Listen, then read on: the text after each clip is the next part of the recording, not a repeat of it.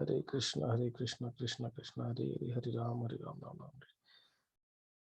हम लोग बालकांड के यहाँ पे जाएंगे, तो पहला रामायण को जानने से पहले, अंदर जाने से पहले, सो विल डू लिटिल स्तुति and prayer. Kritika, do you want to read this स्तुति and prayer? The left side is स्तुति, it is a glorification, और राइट साइड पे जो है वो प्रेयर है. श्योर में हम लोग पढ़े क्या? सॉरी, मैं श्लोका पढ़ती हूँ, सोनू ये पढ़ना चाहती है फर्स्ट का, राम रामेति का. अच्छा तू पढ़ना चाहती है, ठीक है. राम रामेति रमे रामे मनोरमे सहस्रनाम तत्तुल्यं राम नाम वरानने. Lord Shiva tells Parvati, "O fair-faced one, I enjoy saying Rama like this. Uttering the name of Rama once is equal to uttering any other name of God 1,000 times, or equal to Vishnu Sahasranama. Shri Padma Padma Purana. Okay, thank you. Okay, Kritika next वाला लेगी. श्री रामचंद्र चरणौ मनसा स्मरामि, श्री रामचंद्र चरणौ वचसा गृह्णामि, श्री रामचंद्र चरणौ शिरसा नमामि, श्री रामचंद्र चरणौ शरणं प्रपगे. O my Lord Shri Ram, I remember your lotus feet in my mind. I praise them by my speech. I bow to them with my head. I take resort in them. Very good. Thank you, Kritika. Thank you, Shonu. Thank you, Pooja. So, with blessings from Lord Ram का blessings लेके we'll start with our Ramayana. तो सबसे पहले we have to have a right understanding before we go. यहाँ पे रामायण में we have there are different versions of Ramayana that has come out. काफी सारे authors हैं जिन्होंने अलग अलग वर्जन से रामायण लिखा हुआ है. But the most authentic Ramayana is the Valmiki Ramayana. Tulsidas ji ने रामचरितमानस लिखा हुआ है, which is different from Ramayana, and it is also based on different Puranas, शास्त्रों में है. But the authentic जो रामायण बोलते हैं, रामायण जो हम लोग समझते हैं, that is from Valmiki Ramayan. And Ramcharitmanas is basically more on जो उसका बोल सकते हैं, it is like a supplement to Valmiki Ramayan. Prabhupada एक परपट में बोलते हैं कि मॉडर्न राक्षस based on the same topic, जो जब जहाँ जहाँ डिफरेंट वर्जन्स है, तो प्रभुपाद कहते हैं कि modern rakshasa posing as educationally advanced merely because they have doctorates have tried to prove that Lord Ramchandra is not the supreme personality of Godhead but an ordinary person. But those who are learned and spiritually advanced will never accept such notions. They will accept the descriptions of Lord Ramchandra and his activities only as presented by the Tattvadarshis, those who know the absolute.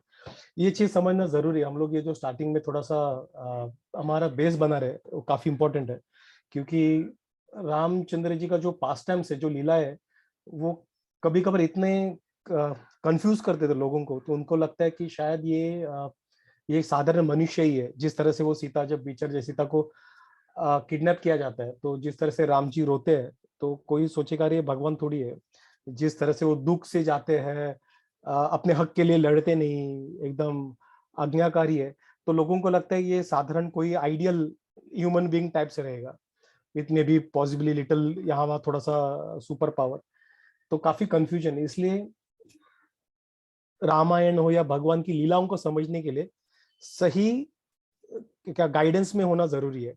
जो तत्वदर्शी मतलब जिन्होंने actually देखा हुआ है भगवान को, या भगवान को देखा हुआ है, भगवान को समझा है, उन लोगों से ही समझ सकते हैं. बाकी किसी से भी, कोई भी ऑथर जो आते हैं, काफी सारे मार्केट में बुक्स है रामायण जो काफी पॉपुलर है, सीता के व्यू से रामायण, और पता नहीं मतलब अलग अलग कुछ भी अपने हिसाब से बना के लोगों ने बुक प्रिंट करके बेचे मार्केट में. पढ़ने के लिए काफी इंटरेस्टिंग रहेंगे, जिस तरह से स्टोरी को घुमाया है, मसाला डाला है, काफी इंटरेस्टिंग लगेगा. But they are all bogus, they are not reliable, at least most of them are not reliable. तो कहाँ से करना चाहिए? We must select only those books written by तत्वदर्शीज, ज्ञानिनस तत्वदर्शिन, not the books by the so called scholar. भले वो डॉक्टर हो, पीएचडी हो, साइंटिस्ट हो, अगर वो लिखता है रामायण, साइंटिस्ट ये इस तरीके से देखना चाहिए। मतलब अगर मैथ्स का कोई पीएचडी है, उसका इंग्लिश ग्रामर बेस्ट होगा ऐसा नहीं है, वो इंग्लिश का नहीं, वो साइंस का जो मैथ्स का रहेगा, मैथ्स का ही वो अच्छी तरह समझा पाएगा, उसको मैथ्स के कंसेप्ट अच्छे समझ में आएंगे। तो उसका मैथ्स का जो बुक रहेगा, अगर हम लोग वो बुक पढ़ेंगे तो हमें काफी अच्छे से कंसेप्ट क्लियर हो जाएंगे। लेकिन वही बंदा जो मैथ्स में पीएचडी ले, अगर वो इंग्लिश में लिखना चाहता है तो प्रॉब्ली हम लोग वो प्रीफर नहीं करेंगे। We will prefer a book जिसने एक इंग्लिश के किसी पीएचडी रहेगा या स्कॉलर रहेगा जिसने लिखा रहेगा, राइट, हम लोग उस व्यक्ति से करेंगे। तो उसी तरह से ये स्पिरिचुअल जो सूक्ष्म जो ये रहते हैं, टॉपिक्स रहते हैं भगवान के, और तो उनके पीएचडी किसने किए हुए हैं? तत्वदर्शन, मतलब भक्तों ने किए रहते हैं।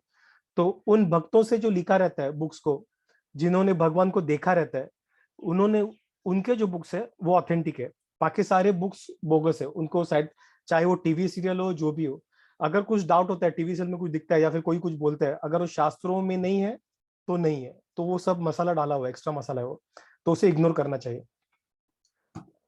तो यहाँ पे वही बता रहे प्रभुपादा की और सुखदेव गोस्वामी जिन्होंने भागवतम बताया था परीक्षित महाराज को, तो वो भी वही बता रहे कि हमें सिर्फ वही बुक पढ़ना चाहिए जो तत्वदर्शी ने लिखा हुआ है, और बाकी जो मतलब डायरेक्टली ऐसे बताया नहीं उन्होंने, बट इनडायरेक्टली उन्होंने बताया जो स्कॉलर्स है, डॉक्टरेट है, उनके बुक हमें पढ़ना नहीं चाहिए, ऐसे करके वार्निंग देते हैं।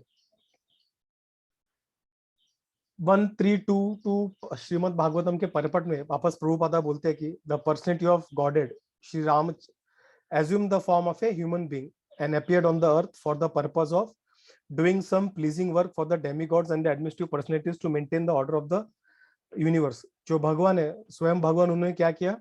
उन्होंने मनुष्य का शरीर धारण किया और यहाँ पे देवताओं को खुश करने के लिए, भक्तों को खुश करने के लिए, और जैसे परित्राणाय साधुना विनाशाय च दुष्कृताम, तो ये दो चीजें, और प्लस धर्म संस्था बनाता है, धर्म का स्थापना करने के लिए, जो भक्त है उनकी सुरक्षा करने के लिए, और जो बुरे लोग है, राक्षस है, उनका विनाश करने के लिए भगवान ये 3 रीजन के लिए यूजुअली आते हैं ऑफिशियली ऑन पेपर।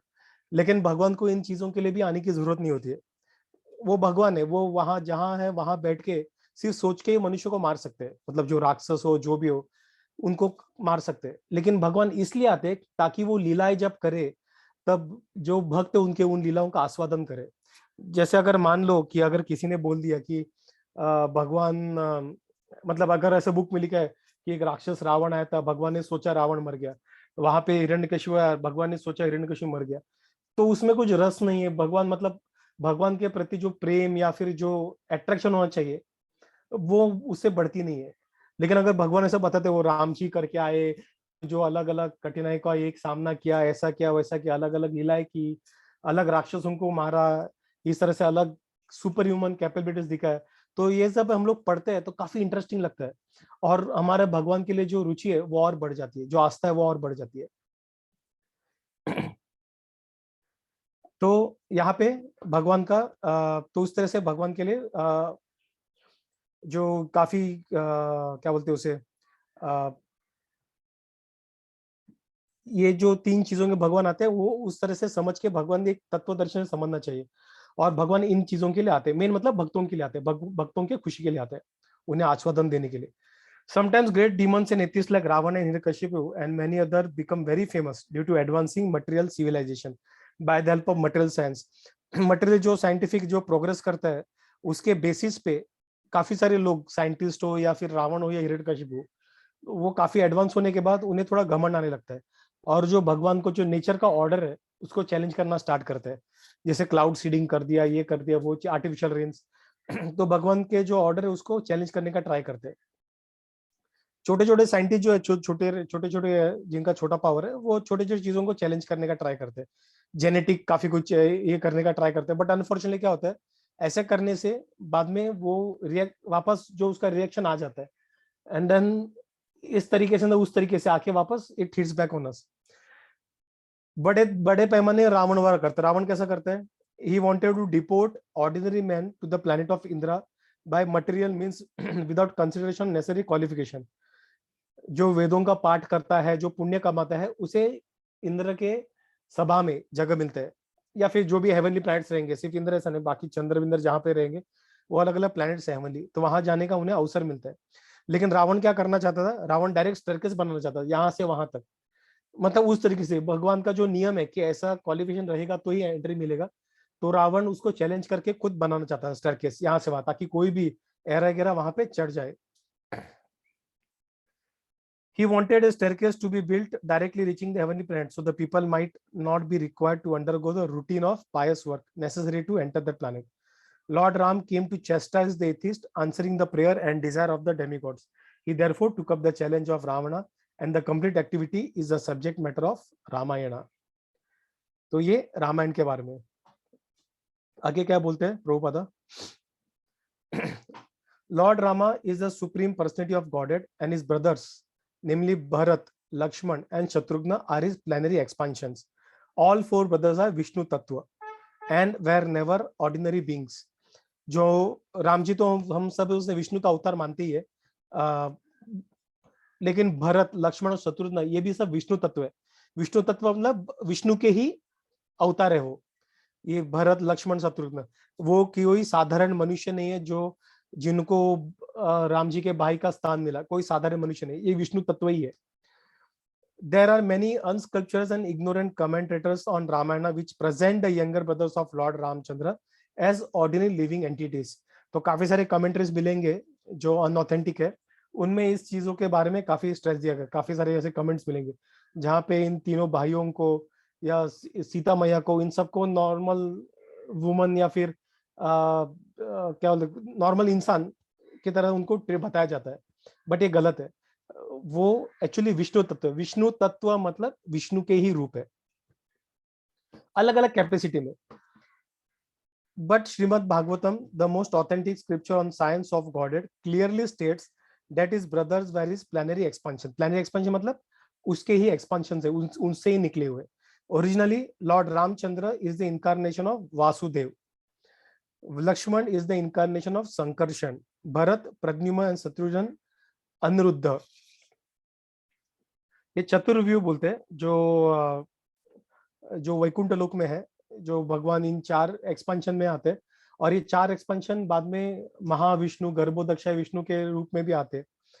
तो वासुदेव जो है वो रामचंद्र है, लक्ष्मण जो है संकर्षण है, भरत, प्रद्युम्न है, शत्रुघ्न अनिरुद्ध है, expansion personally. And Lakshmi ji, Sita is the internal potency of the lord and is neither an ordinary woman. वो योग माया, internal potency, nor the external potency of Durga. Durga is external potency and she is associated Lord Shiva. Durga भगवान के, हम लोग ने पहले पढ़ा था राइट, भगवान के 3 विशेष शक्तियां है। एक है अंतरंग शक्ति। अंतरंग शक्ति मतलब बेसिकली जो भगवान के कार्य में व्यस्त रहती है, जिसे योग माया भी कहते हैं, जो राधा रानी है और लक्ष्मी जी, सीता ऐसे है। दूसरा है बहिरंग शक्ति, मतलब दुर्गा देवी, दुर्गा देवी है, और जो बेसिकली 3 गुण हम जो बोलते हैं, सात्विक, राजसिक, तामसिक, वो बहिरंग शक्ति है। और तीसरा तटस्थ शक्ति, जो हम लोग जीवात्मा है। तो लक्ष्मी जी है वो योग माया से है, और दुर्गा देवी है वो बहिरंग शक्ति है, महामाया। अभी यहाँ पे जो लिखा हुआ है Ramchandra incarnation of Vasudev, Lakshman, Sankarshan, actually Ramchandra, Lakshman, Bharat, Pradyumna, sorry Shatrughna, ये इटर्नल है। इटर्नल मतलब शाश्वत है, ये एक्चुअली किसी से आते नहीं है। ये हमेशा अयोध्या करके, जैसे गोलोक का वृंदावन जैसे वैकुंठ है, हरिधाम है, वैसे अयोध्या करके वहां पे वैकुंठ में एक प्लैनेट है अयोध्या करके। और सेम अयोध्या यहाँ पे जैसे गोलोक का वृंदावन सेम रेप्लिका यहाँ पे जो अर्थली जो है वृंदावन में हमें देखने मिलता है। तो वैसे ही जो वहां का जो अयोध्या है उसका रेप्लिका यहाँ पे जो पास्ट टाइम होता है, ये अयोध्या बन गया था। तो हर बार जब भगवान आते हैं, हर एक कल्पा में जब आते हैं भगवान, तो वो जगह का नाम हमेशा अयोध्या ही रहता है। तो उसको वो ऑटोमेटिकली वो अयोध्या बन जाता है, भगवान की इच्छा से बन जाता है। तो वो अयोध्या में रहता है, वो वहां का एक छोटा सा रेप्लिका रहता है, जो हम लोग यहाँ पे जो पास्ट टाइम देखते हैं, चाहे वृंदावन हो चाहे अयोध्या हो। तो रामचंद्र, लक्ष्मण, भरत, शत्रुघ्न हमेशा वो जो वैकुंठ वाले जो अयोध्या है वहां हमेशा रहते हैं। लेकिन जब वहां पे अवतारते हैं, जब पृथ्वी पे अवतारते हैं, वो अलग अलग तरीके से अवतारते हैं। तो एक ये तरीका है जो हम लोग देख रहे हैं, जहाँ पे रामचंद्र वसुदेव के थ्रू रामचंद्र आते हैं, या फिर बोल सकते संकर्षण के थ्रू लक्ष्मण आते हैं, उस तरीके से। और एक विष्णु धर्मोत्तर डिस्क्राइब करते हैं, जो हम लोग ने अब जो पढ़ा वो विष्णु धर्मोत्तर से है, ठीक है। वैसे पद्म पुराण क्या बोलता है, Lord Ramchandra is an incarnation of Narayan, और बाकी के 3 जो भाई है दे आर इनकारनेशन ऑफ शेष, चक्र और शंख। इन 3 चीजों के इनकारनेशन है। अभी ये हमारे लिए शंख और चक्र हमारे लिए क्या है, वो क्या बोलते हैं उसे, नॉन लिविंग थिंग है, राइट, मटेरियल है। लेकिन वैकुंठ लोक में कुछ भी नॉन मटेरियल रहता है, तो हर एक चीज का एक पर्सन रहता है, पर्सोनिफिकेशन रहता है। तो चक्र का भी वहां पे एक पर्सन चक्र भी होता है, और प्लस हाथ में चक्र भी रहता है। शंख भी वैसे ही एक पर्सन चक्र भी, पर्सन शंख भी रहता है, और हाथ में शंख भी रहते हैं उनके भगवान के। और एक पर्सन शंख पर्सन जो है पर्सोनिफाइड, वो उनकी सेवा में भी लगा रहता है। तो यहाँ पे आप देखोगे पद्म पुराण में लिखा गया कि रामचंद्र नारायण है, और बाकी 3 भाई शेष, चक्र और शंख है। तो हर एक का अलग अलग है। तो भगवान, और एक तो यहाँ पे आगे क्या बोलते हैं, श्री बलदेव विद्याभूषण करके जो आचार्य है, वो बोलते हैं कि तद इदम कल्प भेद नैव संभवाव। मतलब क्या,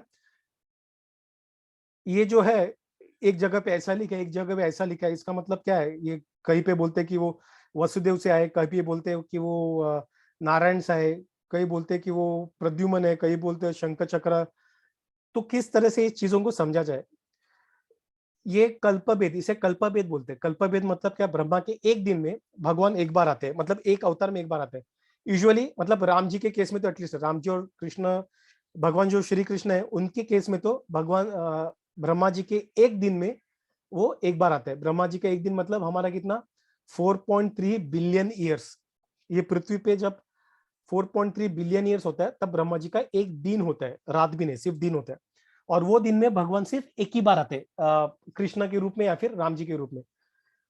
अलग अलग अवतार में वो आते ही रहते हैं, लेकिन राम जी और कृष्ण के अवतार में एक एक बार आते हैं। तो इस कल्प में हो सकता है वो शंकरशन के नारायण के थ्रू आए, पिछले वाले किसी कल्प में वो वासुदेव से आए, और किसी कल्प से वो पता नहीं शिरोदक्ष विष्णु से भी आ सकते हैं, कैसे भी आ सकते हैं वो। तो वो हमेशा चेंज हो सकता है, इट डिपेंड्स, वो रिपीट हो सकता है, चेंज होता है, वो भगवान की इच्छा पे है, उन्हें जो सही लगता है। ही इज स्वराट, वो अपने जैसे उनको ठीक लगे उस तरीके से वो कर सकते हैं। तो उसे कल्प भेद बोलते हैं। तो कभी कभार कुछ शास्त्रों में, ये मैं जो फेक जो बुक्स रहते हैं उनकी बात नहीं कर रहा हूँ, अनऑथेंटिक, कुछ शास्त्रों में, ऑथेंटिक शास्त्रों में कभी कभार राम जी का कुछ पास्ट टाइम अलग तरीके से मेंशन किया रहता है।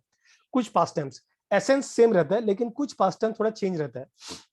तो इसका मतलब ये नहीं कि कॉन्ट्रेक्टरी, इसका मतलब ये है कि ये अलग अलग कल्प में हुए थे। अलग अलग कल्प में छोटे छोटे वेरिएशंस होते हैं, कभी कभार बड़े वेरिएशन भी हो सकते हैं, वो भगवान के ऊपर है। बट यूजुअली उनका वेरिएशन जो शास्त्रों में लिखा है वो माइनर रहते हैं, माइनर वेरिएशंस रहते हैं। और इसलिए जिन लोगों को इस चीज का ज्ञात नहीं होता, उन्हें लगता है कि शास्त्रों में गलत लिखा है, कुछ जगह पे ऐसा लिखा है, कुछ जगह पे ऐसा लिखा है, और वो कॉन्फ्लिक्ट होता है। और इसलिए तत्वदर्शी के गाइडेंस में देखना जरूरी है, जिन्होंने भगवान को देखा है। और वो जो बुक्स लिखते हैं, वो जो प्रीच करते हैं, वो परंपरा में आना बहुत जरूरी है, उस परंपरा से पढ़ना जरूरी है। अगर कोई कल उठ के बोलेगा रामायण का खुद बुक लिखेगा, वेस्ट है। अगर वो किसी तत्वदर्शी के परंपरा में बिलोंग करते हैं, वहां से उन्होंने वो परंपरा का ही जो एसेंस है वो उन्होंने उठा है, और वो जो शास्त्र है उसको रेसेंबल करता है, मतलब वो बुक पढ़ने लायक है। लेकिन अगर शास्त्रों को भी कॉन्फ्लिक्ट करता है, देन जैसे यहाँ पे लिखा है वो भगवान के इनकारनेशन है, भगवान है, अगर वो उसके बुक भले वो परंपरा में हो, लेकिन बुक में लिखता है कि वो सुपर ह्यूमन है, उसे उधर ही रद्द करना चाहिए, फेक है। That is not prescribe for a serious student of Ramayana, ठीक है। सो ये अलग अलग कल्पा में अलग अलग आता है, कभी जैसे हम लोगों ने देखा था, ठीक है। तो यहाँ पे भगवान रामचंद्र जी का तो हम लोग ये अंडरस्टैंडिंग के साथ हम लोग अभी रामायण के फर्स्ट चैप्टर में जाते हैं, ठीक है। हम लोग एकदम डिटेल में जाएंगे नहीं वो चैप्टर में, क्योंकि वो बेसिकली राम जी के पास्ट टाइम्स के बारे में बताया, जो हम लोग आगे पढ़ेंगे डिटेल में। लेकिन अब तक अंडरस्टैंडिंग में कुछ डाउट? सब क्लियर, अंडरस्टैंडिंग क्लियर है?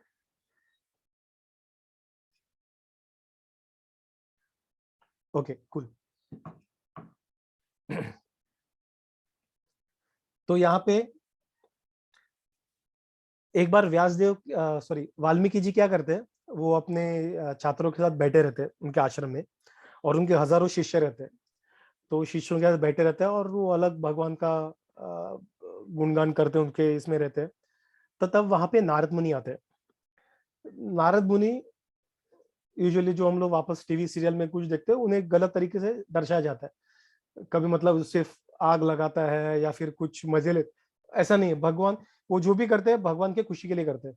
और वो काफी सारे बड़े लोगों के, जो हम लोग जिन्हें जैसा हमें नाम पता है, जैसे प्रहलाद महाराज, ध्रुव महाराज, बाद में व्यास देव, वाल्मीकि, और ऐसे काफी सारे बड़े बड़े लोग हैं, उनके वो गुरु है, स्पिरिचुअल मास्टर है। उन्होंने इन सारे लोगों को ज्ञान दिया है। तो जो बड़े बड़े, जो हम लोग बोल सकते हैं जैसे बिग शॉट्स, स्पिरिचुअल जो भक्तों में जो बड़े बड़े नाम है, उन सारे बड़े मैक्सिमम बड़े नामों के जो गुरु है वो नारद मुनि दिखते हैं। तो Narada Muni is one of the very dear most devotee of the lord. ठीक है। तो वहां पे वो जब नारद मुनि जी आते हैं, तब वाल्मीकि जी उनको, उनका सत्कार, उन्हें प्रणाम करते हैं, उनके गुरु रहते हैं, उन्हें सही स्थान देके वो उनके पास बैठ जाते हैं और उन्हें एक सवाल खाया रहता है। तो नारद मुनि पूछते कि क्या हुआ करके, ऐसा ऐसा सवाल क्या हुआ, आप क्या सोच रहे करके। ये सेम सिचुएशन व्यासदेव के वक्त आया था, जब व्यासदेव ने सारे जो 18 पुराण और सारे 4 वेदों के जब उन्होंने कंपाइल किए थे, उन्होंने खुद से लिखा नहीं था व्यासदेव ने, उन्होंने कंपाइल किया था। मतलब पहले से ऑलरेडी वो चल रहा था, लेकिन वो इट वाज थ्रू योर, मतलब ओरल ट्रेडिशन था, मतलब लिखा नहीं जाता, लिखित नहीं था वो, बोल के लोगों से स्प्रेड हो जाता, मतलब एक के बाद उसको आगे फॉरवर्ड करते थे बात करके सिर्फ, क्योंकि उस वक्त लोगों का जो मेमोरी था काफी स्ट्रांग था। तो तभी भी जब व्यासदेव चिंतित थे, सब लिखने के बाद भी उन्हें लग रहा था कुछ इनकम्प्लीट है, तभी भी वहां पे नारद मुनि आके उनको गाइडेंस देके उन्हें भागवतम लिखने के लिए बोलते हैं। और वो लिखने के बाद व्यासदेव, बाद में उसके बाद उन्होंने कुछ लिखा नहीं था। तो उसी तरह से यहाँ पे भी वाल्मीकि जी जब थोड़ा सा चिंता सोचते रहते, तब वहां पे नारद मुनि आके पूछते क्या हुआ करके।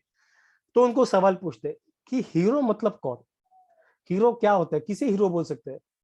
वो भगवान भी नहीं बोलते, या फिर क्या बोलते उसे, कोई राजा ने, एक स्पेसिफिक हीरो, मतलब वो हीरो कोई भी हो सकता है। हीरो भगवान कोई भी हीरो बना सकते हैं, राजा को भी हीरो बना सकते हैं, किसको भी हीरो बना सकते हैं। तो ये सवाल पूछते हैं हीरो कौन है करके।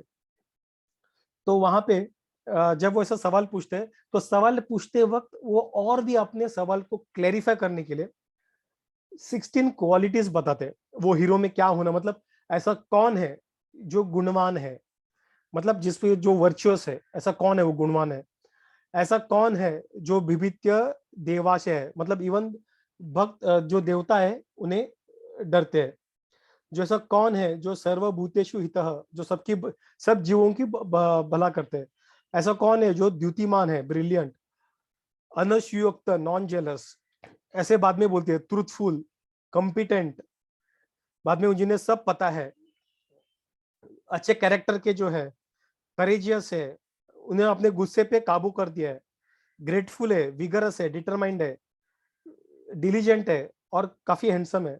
ऐसे 16 कैरेक्टरिस्टिक्स वो बताते हैं श्लोका में नारद मुनि को, कि अगर मैं हीरो बोल दूं तो भी, मतलब मेरे हिसाब से हीरो कौन, ऐसे क्वालिटीज होने चाहिए, वो हीरो है। क्योंकि अगर मैं बोलूंगा तुम्हारे लिए हीरो कौन है, तो हर एक का अलग अलग पर्सपेक्टिव रहता है। स्कूल में कंपटीशन हुआ करता था, ऐसे राइटिंग कंपटीशन, ऐसे राइटिंग, राइट एन ऐसे ऑन योर हीरो, तो हर एक का जो अंडरस्टैंडिंग है हीरो के बारे में अलग रहता था। कोई नेशनल जो फ्रीडम फाइटर है उसको हीरो बनाता था, कोई फायर फाइटर को हीरो बनाता था, कोई जो आर्मी में उसको हीरो बनाता है, कोई अपने पिताजी को हीरो बनाता है, कोई माताजी को हीरो बनाता है। तो हीरो का डेफिनेशन अलग रहता है। तो इसलिए यहाँ पे वाल्मीकि जी वेरी क्लियरली उनको हीरो का डेफिनेशन बताते हैं कि ऐसे 16 गुण वाले जो व्यक्ति है वो कौन है, कहाँ पे मिलेंगे। तो नारद मुनि जो है वो थोड़ा सा सोचते हैं, अच्छा क्या है, मतलब वो आग अपना बंद करते हैं और वो एक ट्रांस में चले जाते हैं। तो इस मतलब यहाँ पे जो नारद मुनि है उनको एक्चुअली वो जितने जितने करोड़ों जो जनसंख्या है उनको स्कैन नहीं करते। उनको पता है इसका, उसका उत्तर उनको पता है, लेकिन वो जब उस व्यक्ति के बारे में सोचते हैं तब वो ट्रांस में चले जाते हैं। मतलब खुशी उनकी उमड़ जाती है, आंख बंद करके उस खुशी को महसूस करते हैं, आनंद को महसूस करते हैं। खुशी बोलना गलत है, आनंद को महसूस करते हैं। और उनके आंखों से अश्रु आना स्टार्ट होता है। उनके जो बाल है, हाथ शरीर के जो बाल है वो सब खड़े हो जाते हैं, उनके बॉडी शिवर करने लगती है। तो ये जो उसको एक्सटेसी बोलते हैं, वो एक्सटेसी का जो साइंस है, जो स्पिरिचुअल एक्सटेसी का, वो दर्शाते हैं। और जब आंख खोलते हैं और तब बोलते हैं वाल्मीकि को कि ऐसा ये सारे गुण वाले एक व्यक्ति मिलना मुश्किल है, लेकिन एक व्यक्ति है जिसमें ये सारे गुण मिल सकता है। तो वाल्मीकि जी एकदम काफी ये हो जाते हैं कि कौन है करके, तो वो उनके सारे गुण बताने जाते हैं। तो इन 16 कैरेक्टर के अलावा और काफी सारी चीजें वाल्मीकि जी बनाते, सॉरी नारद मुनि वाल्मीकि जी को बताते हैं। और ये भी बताते वो विष्णु जैसे स्ट्रांग है, वैसे उस तरीके से बताते। अगर मैं बता दूं कि यार ये वो खुद विष्णु है तो पूरा वो ये चला जाएगा, मतलब जो जिस तरह से ग्लोरीफाई किया है वो सब चला जाएगा, तो विष्णु ही है करके डायरेक्टली बता दिया। तो इसलिए काफी सारे उनके ब्यूटीफुल वर्णन करते हैं, जैसे उनके शोल्डर्स काफी स्ट्रांग है, उनके हाथ जो है उनके घुटने तक पहुंचते हैं, उनका बॉडी सिमेट्रिक है, ब्यूटीफुल है।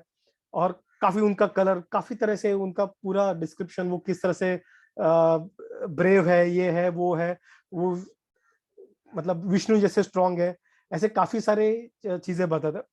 तो उसमें से एक चीज है जो वो बताते हैं, वो है धनुर्वेदचा निश्चिताः। मतलब यहाँ पे एक इंटरेस्टिंग पॉइंट सोचा, इसको भी हम लोग थोड़ा सा ये पॉइंट पे थोड़ा सा चर्चा करें। तो धनुर्वेद मतलब जो धनुष्यबाण का जो वेद है, आर्चरी। यूजुअली क्या होता है जब हम लोग धनुष्यबाण बोलते हैं, हम लोग को लगता है कि यार ये तो मतलब रॉबिन हुड करके हम लोग इमेजिनरी उसको जो स्टोरी रहता था उसको हम लोग पढ़ते थे, तो वैसा वाला कैरेक्टर है क्या करके, जो माइथोलॉजी है। लेकिन ये इतिहास है, हम लोग जो पढ़ रहे हैं वो इतिहास है, माइथोलॉजी नहीं। वो हम लोग को पहले क्लियर करना है, ये सब जो है वो घटित घटना है, वो इतिहास है। और जो रॉबिन हुड और जो हम लोग देखते हैं, दे आर ऑल क्या बोलते हैं उसको, वो सब ये है, फेक है, स्टोरीज है, फेरीटेल है।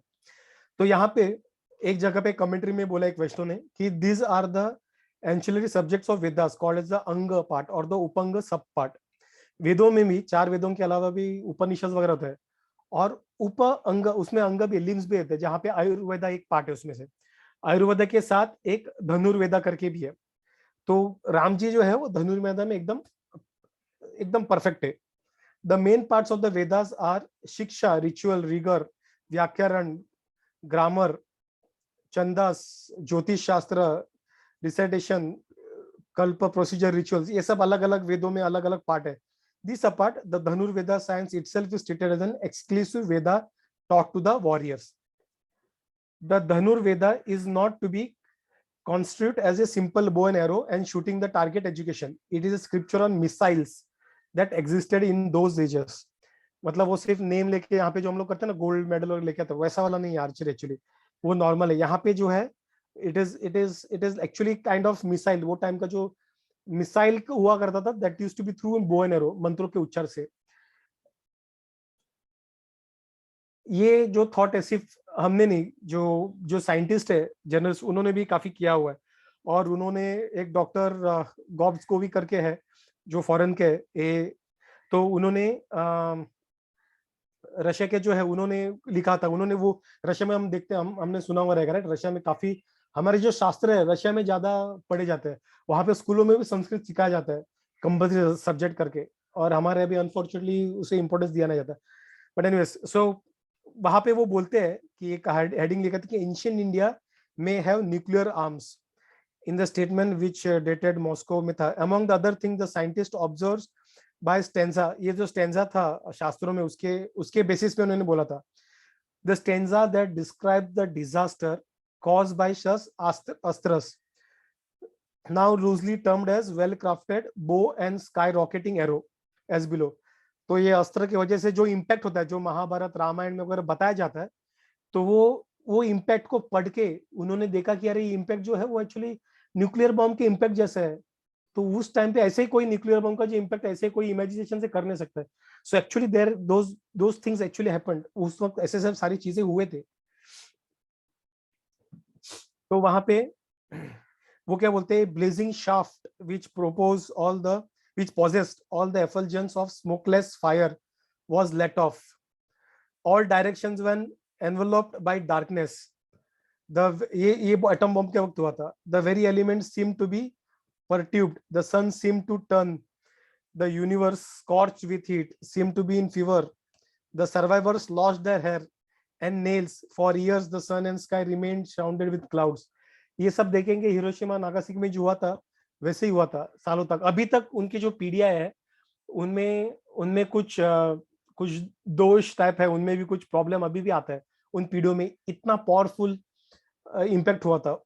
ये जो क्या बोलते हैं उसे, जो nuclear bomb, atomic bomb use किया था वहां पे उस वक्त पे इससे भी कई ज्यादा स्ट्रॉन्ग न्यूक्लियर बॉम्ब हुआ करते. और सिर्फ न्यूक्लियर बॉम्ब ही नहीं, प्रभुपाद एक पर्पट में बोलते हैं भगवद गीता के कि अभी तो सिर्फ हमें अग्नि के पावर को हम लोगों ने टैप इन किया है. जो न्यूक्लियर बॉम्ब हो या जो भी मिसाइल्स हो, वो फायर का जो पावर है उसको टैप इन किया, राइट. उसको हम लोग ने समझा है. उस वक्त हवा का जो पावर हुआ करता था, पानी का जो पावर होता, उससे भी वो वॉर में यूज करते थे. मतलब उन मंत्रों के उच्चार से, उस धनुर्वेद से वो क्या करते थे, वो ज्ञान से वो जोरों से बारिश का वर्षाव करते थे, या फिर वो काफी स्टॉर्म या ऐसा कुछ लाते थे, साइक्लोन टाइप, जहाँ पे सैनिक, काफी सारे सैनिक मर जाते थे. तो उस तरीके से वो अलग अलग महाभूता जो है, पंचभूत है, 5 पंचभूतों को वो युद्ध में ये करते थे, यूज करते थे, इस्तेमाल करते थे. सो thus the narration goes on. This is the account of ब्रह्मास्त्र जो हम लोगों ने महाभारत में और देखा है. Thus the धनुर्वेदा may be taken as the canon of missile science, which fortunately has not been handed over to the successive generation. तो यहाँ पे fortunately बोला हुआ है. Fortunately वो जो है knowledge आगे पास ऑन बारह से हुआ नहीं. क्यों? अगर होता था then everything would have been annihilated by now, undoubtedly, right? We all agree to it. In Ramayana too, which is much earlier to Mahabharata, there are elaborate accounts of such astras in the coming chapters. Sage Vishwamitra, who is well versed in the warfare, gives many such weapons to Rama.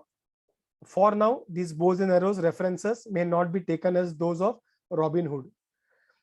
So यहाँ पे जो है वो बो and arrow, मतलब जो भगवान धनुर्विद्या में माहिर थे, मतलब ये जो हम लोग समझते पूरा मिसाइल, साइंस ऑफ मिसाइल्स है वो, ना कि जस्ट रॉबिन हुड जैसा यहाँ पे गोल्ड मेडल के लिए जो लेते हैं बो एरो, वैसा नहीं है. उसके भी परे बहुत कुछ है जो हम लोग अभी समझ नहीं सकते. श्री शास्त्रों से हमें उसे ज्ञात होता है. और एक चीज था, जब ऐसे इस तरह के सारी चीजें पूछते नारद मुनि क्या करते, रामायण जो है, एक बार ये सब डिस्क्रिप्शन देने के बाद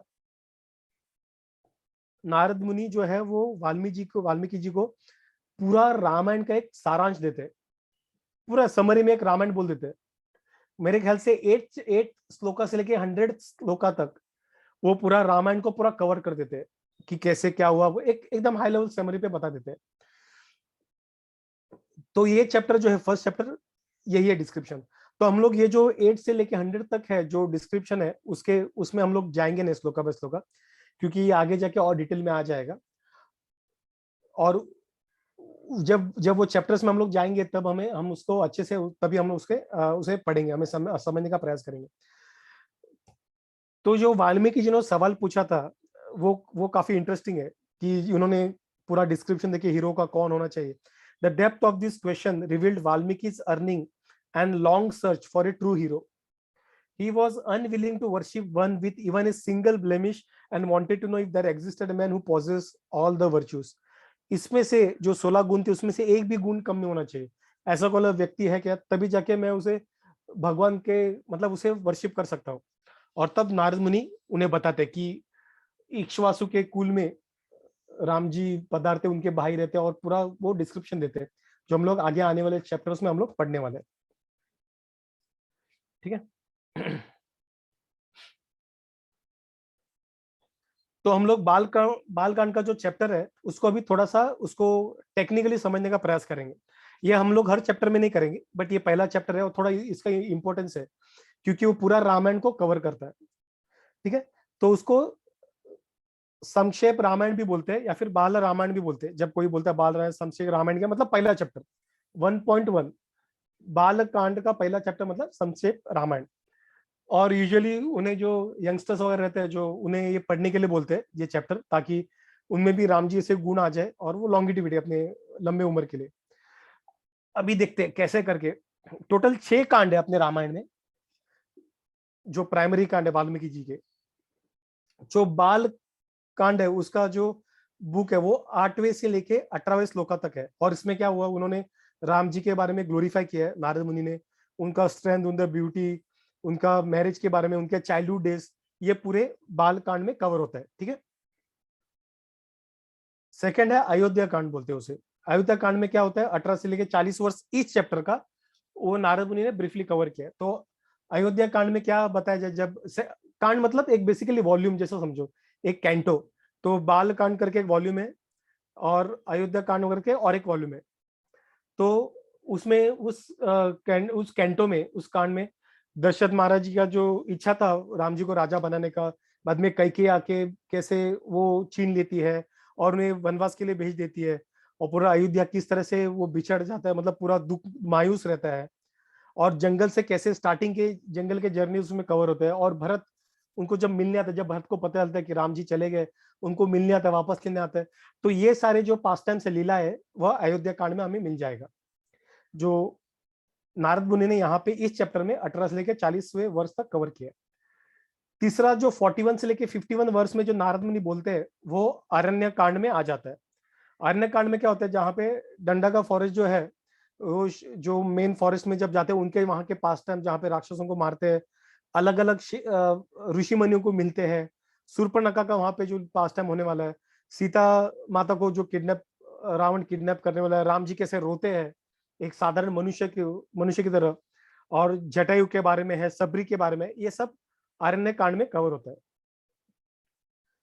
बाद में 58 वर्ष से लेके 71 वर्ष इस चैप्टर का जो नारद मुनि बोलते हैं वो किष्किंधा कांड में डिटेल में कवर होगा, जहाँ पे हनुमान जी का एंट्री होता है, सुग्रीव, वाली, इन सारी चीजों के बाद में कैसे वो सीता के लिए ढूंढते हैं, और अंगूठी जो मिलती है, अंगूठी राम जी देते हैं हनुमान जी को सीता को देने के लिए। और हनुमान जी का बर्थ वो थोड़ा पास्ट टाइम एंड के 2-3 चैप्टर में किष्किंधा कांड में कवर होता है। और बाद में सुंदरकांड बेसिकली हनुमान जी के बारे में ये पूरा, जो यहाँ पे 72 to 78 वर्ष में कवर किया नारद मुनि ने। तो वहां पे सुंदरकांड और काफी सारी जगह पे हम लोग, सुंदरकांड तो काफी पॉपुलर है, हम लोग देखते हैं सुंदरकांड कैसे अच्छे से, यूजुअली रामचरितमानस का सुंदरकांड यूजुअली गाया जाता है काफी सारी जगह पे। तो सुंदरकांड में हनुमान जी किस तरह से उनका जो फ्लाइट है बेसिकली लंका तक जो फ्लाइट है, अपने कन्याकुमारी जो टीप है उधर से, वो जो पॉइंट है वो फ्लाइट भी, उसमें भी काफी सारे राक्षस और आते हैं, तो वो जर्नी को भी डिस्क्राइब किया गया है। रावण के पैलेस को डिस्क्राइब किया, अशोका गार्डन, सीता मैया को मिलता है और कैसे लंका दहन करता है, आग लगाता है लंका को, और वापस राम जी के पास आता है। ये वाला जो पास्ट टाइम सब लीला है ये सुंदर कांड में कवर हो जाते हैं। और अप्रोक्सीमेटली ये सारे कांड में 100 चैप्टर के आसपास है, ऊपर नीचे प्लस माइनस 10-20 रहेगा। बाद में लास्ट वाला जो कांड है वो युद्ध कांड है, जो 79 से 90 वर्ष तक है, जहाँ पे लंका के बारे में वापस राम जी को आके लंका के बारे में डिटेल में बताते हैं हनुमान जी। बाद में विभीषण कैसे उसको समझाने का ट्राई करता है रावण को, लेकिन रावण सुधरता नहीं है। और बाद में विभीषण राम जी के पास आते हैं, उनको सरेंडर करता है, उनकी शरणागति लेता है। बाद में ब्रिज बनता है, जो युद्ध होता है रावण और बाकी कुंभकर्ण सारे, इंद्रजीत, उनका उनका मरण होता है, इन सारी चीजों का अग्नि परीक्षा जो है। और बाद में अयोध्या में आ जाते हैं और उनको वापस पट्टाभिषेक हो जाता है उनका, राम जी का, वापस उनको राजा का स्थान दिया जाता है। तो ये सारी चीजें युद्ध कांड में कवर हो जाता है। अभी जो वाल्मीकि जी को जो रामायण है ये 6 कांड में कवर किया गया है। ये वाला जो पार्ट है वो उत्तर रामायण, जो यहाँ पे 91 to 97 श्लोका जो है बेसिकली, जो थोड़ा सा डिबेटेबल है, उसमें काफी सारे थॉट्स है, 2 अलग थॉट्स है। एक बोलते हैं कि ये बाद में ऐड किया गया, ये पहले नहीं था। और एक थॉट ऐसा बोलता है कि ये उन वाल्मीकि जी का ही है, लेकिन बाद में उसे रिवाइव किया गया। कुछ लोग ये भी बोलते हैं कि उसको मॉडिफाई किया गया। तो एक्चुअली कैसा है पता नहीं उनमें कैसा है, लेकिन यूजुअली रामायण जब बोलते हैं तब युद्ध कांड तक ही वो कवर होता है, जहाँ पे सीता जो माता जी है वो राम जी के साथ रहते हैं। उत्तर रामायण में क्या होता है, राम राज्य के बारे में डिस्क्रिप्शन रहता है, और बाद में सीता को कैसे वो छोड़ते, वो जो स्टोरी होता है वो धोबी का और वो सब जो भी लीला है, और उनको वाल्मीकि आश्रम में छोड़ते, ये सारे उत्तर रामायण में कवर होता है। ठीक है, तो हम लोग देखेंगे आगे कितना उसको कवर करना है, कैसे रामायण में उसको इधर हम लोग 4-5 सेशन में कवर करें, या फिर देखते कैसे कर सकते हैं। और लास्ट के ये चैप्टर के लास्ट के जो 3 वर्ष है 98, 99, 100, ये 3 वर्ष जो है वो यहाँ पे फलस्तुति बोलते हैं। फलस्तुति मतलब ये रिसाइट करने का उसका क्या एडवांटेज है। हर एक चीज का कुछ जो शास्त्रों में उसे हर एक चीज 3 इसमें डिवाइड कर, एक है संबंध। ठीक है, संबंध क्या है, उस चीज से हमें हमारा संबंध क्या है।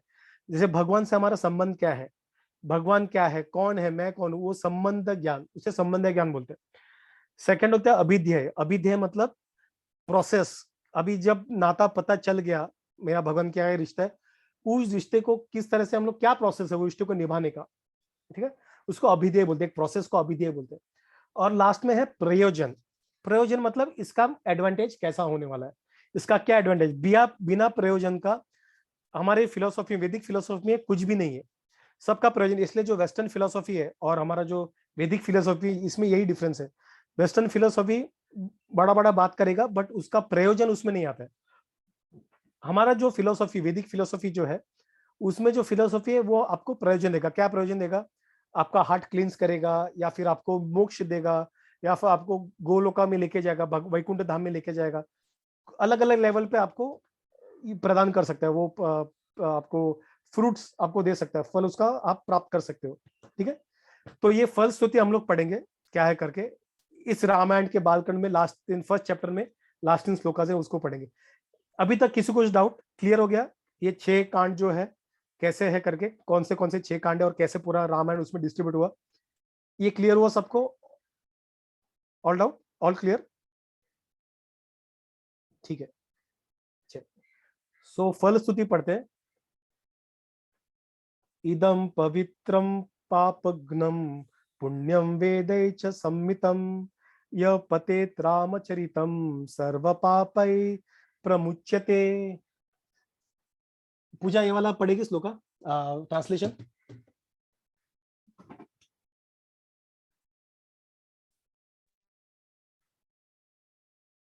अगर त्रिशा पढ़ना चाहती त्रिशा भी पढ़ सकती है। merit endowing and conformable with the teachings of Vedas. Whoever reads this legend of Rama will be verily liberated of all sins. Hari बोल। Thank you. Thank you. एतत् आख्यानम् आयुष्म्यं पठन् रामायणं नर स पुत्र पौत्र स गण प्रेत्य स्वर्गे महीयते। कृतिका सेकंड ट्रांसलेशन पढ़ेगी।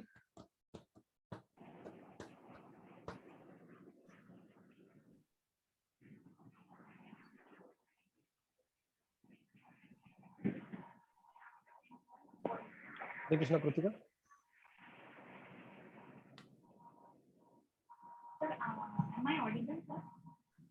आवाज नहीं आ रही Kritika. Yes. Yes, sir. This Ramayana is long life-giving, a narrative by reading which a human will be blessed with sons and grandsons, and after enjoying worldly comforts with attendants, will be adored in heaven after demise. Hari बोल। Thank you. पठन् द्विजो व्याकरश्भत्वम् इयात् स्वात् क्षत्रियो भूमिपतित्वम् इयात् वणिकजनपण्यफलत्वम् इयात् जन च शूद्रो अपि महत्वम् इयात्। शुभम पढ़ना चाहोगे last वाला translation?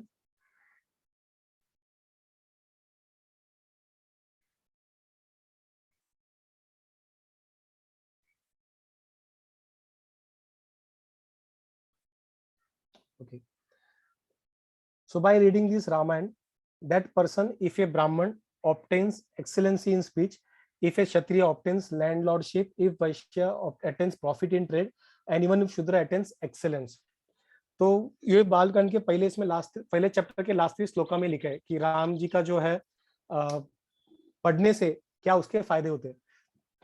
अपने सारे पाप धुल जाते हैं और हमें मोक्ष भगवान का धाम मिल जाता है, या फिर सिर्फ पढ़ने से हमें बिना भक्ति का सिर्फ ऐसे ही पढ़ेंगे फिर भी हमें स्वर्ग मिल सकता है। और जो वर्णाश्रम है, ब्राह्मण वगैरह, जो उनका जो की नेचर है, मतलब उनका स्पीच है या फिर उनका क्षत्रिय का जो है, काफी सारे जो उनके जो अलग अलग फील्ड है उनमें वो एक्सेलेंस प्राप्त करेंगे। तो ये सिर्फ स्पिरिचुअली मटेरियली भी बेनिफिट करता है रामायण। तो ये बालकांड में लिखा हुआ है, ठीक है। सो यहाँ पे भी युद्ध कांड और उत्तरकांड में भी उसका मेंशन किया गया है। सो रामायण पढ़ने से क्या, he who listens every day to this oldest epic composed of sage Valmiki, which is calculated to bestow religious merit, renown, and longevity, and which lends support to the Vedas, is completely freed of sins. पाप धुल जाते हैं. Kings will overcome their enemies and conquer the earth. Men will overcome all difficulties, and women will be blessed with excellent sons and grandsons. Those listening to this epic will receive from Sri Ram all the boons they desire. Hari Bol. Though through a hearing of this work, all the gods are satisfied. One who keeps a copy in his house will find all obstacles coming to an end. A man offering worship to and reading this historical work is completely rid of all the sins and attain a long life. All the gods are pleased and one's ancestors are gratified forever. Those transcribing this work with devotion are guaranteed residence in heaven, while those hearing it will secure the growth of their family, wealth, supreme happiness, and accomplishment of all the objects on the earth. मतलब बिना भक्ति पढ़ने से भी हमें फायदा होता है, मटेरियली भी फायदा हो जाता है, फैमिली लाइफ में काफी सुधार आ जाती है, जो मटेरियल लाइफ में हमारा काफी ग्रोथ हो जाता है, वो सिर्फ बिना भक्ति का पढ़ने से। लेकिन भक्ति से हम लोग पढ़ेंगे और उसका आस्वादन करेंगे, भगवान के इसमें कथाओं में, भगवान के भक्ति में करेंगे, तब हमें भगवान का धाम प्राप्त हो जाता है। ये युद्ध कांड में है। वैसे उत्तराखंड में भी क्या लिखा है, जो देवता है, गंधर्व है, सिद्धाज है, ऋषि है, वो रामायण को हमेशा स्वर्ग लोक में उनका पठन होता रहता है। जो स्वर्ग लोग है, चंद्र लोग या जो भी लोग है ऊपर, काफी सारे स्वर्ग जो प्लैनेट्स है, उसमें काफी सारे उसमें रामायण, भागवतम, इन सारी चीजों का पठन वहां पे होता रहता है continuous. This legend is bestower of longevity, the enhancer of fortune, and the dispeller of sins. It is equal of the Vedas. यहाँ पे जो वेदों के बराबर का है। यूजुअली हम लोग वेदों को ही बड़ा स्थान देते, लेकिन कुछ आचार्यों ने, जैसे जीव गोस्वामी, उन्होंने ये प्रूव किया है कि पुराण जो है वो पांचवा वेदा है। पुराण और इतिहास जो है, इतिहास पुराणाचा पंचम वेद है। तो पांचवा वेदा जो है इतिहास और पुराण है, जो हम लोग यूजुअली 4 ही बोलते हैं, ये पांचवा है, ये कंबाइन करके। और उसमें भी बाद में वो ये भी प्रूव करते हैं कि उसमें भी पुराण एक्चुअली वेदों से भी बेटर है। तो उस तरीके से तो यहाँ पे एक्चुअली देखा जाए तो रामायण जो है वेदों से भी बढ़िया है। वेदों के भी ऊपर हमें उन्हें रख सकते हैं। A man reading even a quarter of it is freed from all the sins. Indeed, even if one sins daily, he is released from the reaction if he recites just one verse of this Ramayana. जो daily पाप करने वाला व्यक्ति भी अगर एक वर्ष पढ़ेगा रामायण का, उसका वो पाप से मुक्त हो जाएगा। A man gets the result of 1000 Ashwamedha Yagyas and 10,000 Vajpayee sacrifices merely by hearing this great work. He has visited all the holy shrines and मतलब सारे धाम जाने के जो फल है वो उसे मिल जाता है सिर्फ रामायण पढ़ने से और रामायण सुनने से, और विष्णु के धाम चला जाता है, मतलब जीवन मुक्ति के चक्र से बाहर निकल जाता है। Ramayana is the unsurpassed form of Gayatri. By hearing it with devotion, one will undoubtedly achieve liberation along with many generations of ancestors. मतलब सिर्फ हमें नहीं मुक्ति, लेकिन हमारे जो पीढ़ी है आगे और पीछे, जो हमारे माता पिता और दोनों की तरफ से जो फैमिली रहेंगे, वो सारी पीढ़ी उनको मुक्ति प्राप्त होता है. The exploits of Sri Rama are the bestowers of the force of life, dharma, artha, kama, moksha. Hearing even one line of this work will, with full devotion, guarantees one attainment of the world of Brahma. Brahma मतलब basically यहाँ पे वैकुंठ लोक का बात किया है. अगर devotion से हम अगर एक भी श्लोका पढ़ेंगे राम जी प्योर डिवोशन से, तब एक भी लाइन पढ़ने से हमें भगवान का धाम प्राप्त हो सकता है.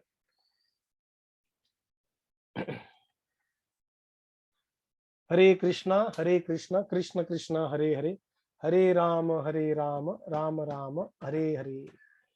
तो आज के लिए हम लोग आज फर्स्ट चैप्टर हम लोग यहाँ पे क्लोज करेंगे, और बाद में सेकंड इसमें हम लोग आगे और डिटेल में पढ़ेंगे हर चैप्टर का।